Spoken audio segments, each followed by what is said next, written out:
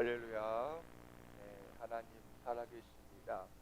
오늘 이 아침 하나님께 우리의 한 달을 맡기고 또 하나님을 의지하기 나오신 여러분들에게 하나님의 풍성하신 은혜와 공급하심이 차고 넘치기를 간절히 축복합니다. 11월이 시작되었습니다. 시간이 참 빠르죠. 동부영신 예배 드리면서 이렇게 살아야겠다, 이런 한 해가 되어야겠다 하고 생각한 지가 엊그제 같은데 벌써 한 해가 두 달밖에 남지 않았습니다. 집에 가는 길에는 낙엽이 많이 쌓였더라고요. 그 낙엽 사이로 걸어가면서 이런 생각을 했습니다. 그래, 이게 하나님의 질서지. 봄이 되면 화려한 꽃이 피고, 여름이 되면 녹음 짙은 옷으로 갈아입고, 가을이 되면 열매를 맺고 낙엽이 떨어지고, 겨울이 되면 앙상한 나뭇가지가 되는 것, 이것이 하나님께서 정해주신 질서지. 우린 이렇게 흘러가는 계절 속에서 하나님의 창조 질서와 세상의 순리를 깨달을 수 있습니다. 하지만 때론 하나님이 이해가 안 될 때도 있습니다. 그래서 하나님께 질문을 하죠. 하나님, 왜 그러세요? 하나님, 왜 고난을 주세요? 하나님, 왜 제 기도를 안 들어주세요? 하나님, 지금 내 상황이 이해가 안 되는데 도대체 왜 그런 거예요? 이런 질문들. 사실 하나님께 질문하는 사람들은 우리만 있는 것이 아닙니다. 하박국 선지자도 하나님께 질문했고, 욥도 하나님께 질문했죠. 오늘 본문을 기록한 다윗도 하나님께 질문합니다.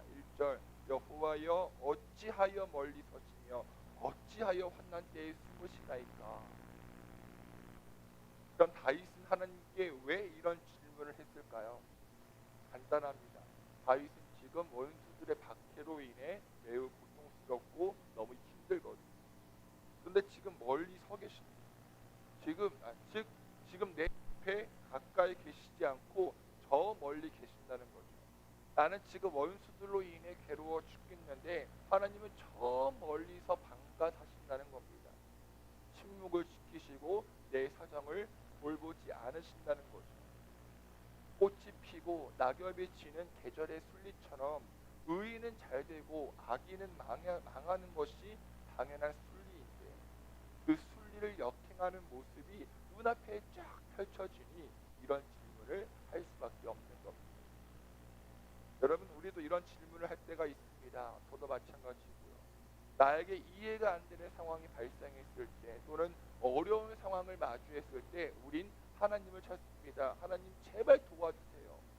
하나님, 아니면 도저히 해결할 수 없습니다. 해결해 주세요. 기적을 보여주세요. 그런데 아무런 변화가 없습니다. 마음의 근심만 더 깊어져요. 때론 내가 뭘 잘못했을까 하며 자책합니다. 그래서 주님께 다윗처럼 질문하죠. 하나님, 왜 멀리 서 계세요? 왜 아무 말씀 없으세요? 왜 안 도와주세요? 그런데 여러분, 이러한 기도의 숨겨진 마음은 무엇인가요? 하나님은 없어, 하나님은 날 버리셨어와 같은 불신앙이 아닙니다. 도리어 하나님의 도우심을 더욱더 재촉하고 하나님의 역사가 하루속히 있기를 간절히 구하는 믿음의 외침이죠. 이를 미뤄볼 때 우리에게 필요한 기도의 자세는 무엇이냐? 하나님의 일하심과 도우심이 나의 시간보다 느리고 당장 내 눈에 보이지 않을지라도 우린 믿음의 끈기, 믿음의 성실함을 가지고 기도의 자리를 지켜야 한다는 것입니다. 저는 이 말씀을 준비하면서 한 찬양이 떠올랐습니다. 아실지 모르겠지만 하나님의 열심이라는 찬양인데요. 이런 가사가 있어요. 조금 느린 듯해도 기다려주겠네. 조금 더딘 듯해도 믿어주겠네. 네가 가는 그 길 절대 헛되지 않으니 나와 함께 가자. 앞이 보이지 않아도 나아가 주겠니. 이해되지 않아도 살아내 주겠니. 너의 눈물의 기도 잊지 않고 있으니 나의 열심으로 이루리라. 저는 오늘 이 자리에 나오신 여러분, 또 온라인으로 예배하시는 분들이 믿음의 끈기와 믿음의 성실함을 가지고 나온 주님. 그런 믿음을 가진 여러분들에게 하나님의 열심이, 하나님의 응답이, 하나님의 축복이 가득할 줄 믿습니다. 자, 이렇게 하나님의 도우심을 간구하는 다윗이 2절부터 11절까지 해서 하나님께 말합니다. 악인이 지금 이런 일을 하고 있다고요. 어린아이가 부모에게 고자질하듯이 다윗이 하나님께 고자질하는 거죠. 이런 나쁜 악인을 혼내달라고요. 그럼 뭐라고 고자질하죠? 2절, 악인은 잘난 체하며 약한 자를 괴롭힙니다. 3절, 악인은 자신의 욕심을 자랑하고 주님을 무시하고 멸시합니다.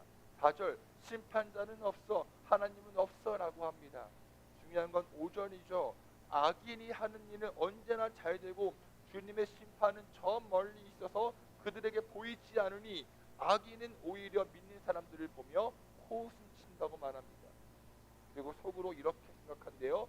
6절, 나는 절대 망하지 않아. 나에겐 절대 불행과 저주가 없어. 이런 생각으로 그들은 욕설과 악담을 내뱉고 8절, 은밀한 곳에서 순진한 사람을 쳐 죽입니다. 그래서 불쌍한 사람은 억눌림 당하고 폭력에 쓰러진다고 다윗은 하나님께 고자질하고 있습니다. 여러분, 다윗 시대가 지금 우리 시대와 어쩜 일이 다르지 않을까요? 하나님을 믿지 않고 하나님 믿는 자들을 조롱하는 사람들은 참 한결같습니다. 하나님 아닌 다른 것을 자랑합니다. 하나님을 무시하죠. 하나님의 심판은 없다고 합니다. 심판이 없다고 생각하니 자신의 욕망과 본능대로 살아갑니다. 돈과 성욕과 마약을 쫓아갑니다. 생명과 연합과 헌신과 사랑의 가치를 짓밟아요.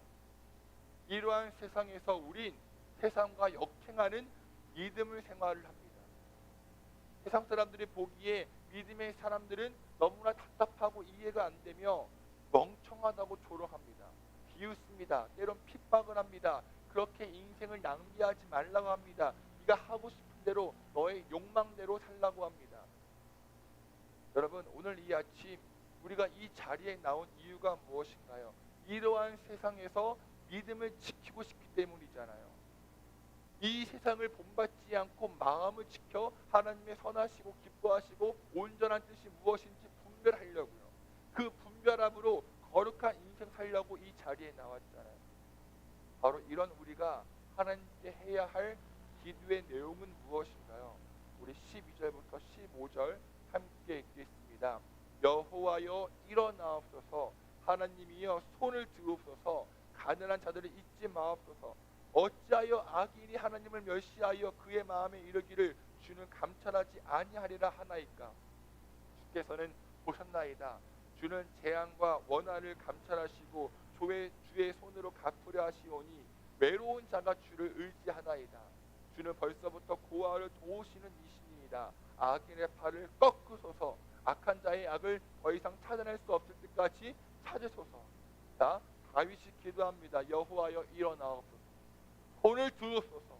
가난한 자를 잊지 마옵소서. 무슨 말이죠? 하나님 빨리 일해주세요.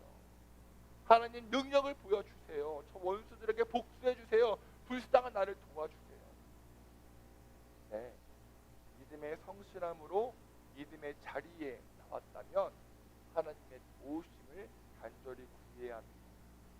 내가 정해놓은 내 한계를 넘어 하나님을 재촉하고 또 재촉해야 합니다. 여러분, 오늘을 살아가는 우리에게 정말 필요한 것은 간절함입니다. 이 간절함이 많이 사라진 것 같아요. 예전 믿음의 선배들은 철학기도 하고 금식기도 하고 작정기도 하면서 하나님께 간절히 구했잖아요. 하나님의 도우심 없이는 살아갈 수 없고 하나님께서 일어나서 일하시지 않으면 해결할 수 없음을 인정하며 기도했습니다. 저는 여러분들도 저도 다윗과 같은 간절함으로 이 자리에 나온 줄입니다. 때론 하나님의 응답이 없는 듯하고 하나님이 저 멀리 계신 것 같아도 믿음의 성실함으로 이 자리에 나온 그 원동력은 간절함 때문입니다. 오늘 이 시간 또 11월 한 달 하나님의 도우심을 간절히 구하는 저와 여러분 되시길 축복합니다. 자식이 몇 매달리고 조르고 때를 쓰면 부모는 어떻게 해서든지 그 요구를 들어주려고 합니다. 이게 부모의 마음입니다. 하물며 못할 것 없으신 하나님 아버지께 우리의 간절함을 보이고 우리의 믿음의 성실함을 보이면 우리를 기억하시고 하나님께서 일어나서 손을 높이 드시고 악한 것들을 제거하시고 우리의 문제를 해결하실 줄을 믿습니다. 이러한 한 달 이러한 간절함으로 응답받는 놀라운 축복이 매일의 삶 가운데 차고 넘치기를 예수님의 이름으로 축원합니다. 우리가 기도하고 각자 기도하겠습니다. 하나님 일어나옵소서. 하나님 손을 높이 주옵소서. 악인의 일을 꺾어 주시옵소서. 악인의 팔을 꺾어 주옵소서.